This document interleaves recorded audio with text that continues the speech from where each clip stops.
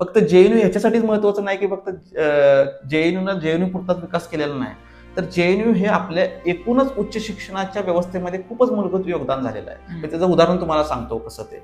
म्हणजे जेएनयू मध्ये प्राध्यापक होते सुखदेव थोरात, ते नंतर जाऊन युजीसीचे अध्यक्ष बनले.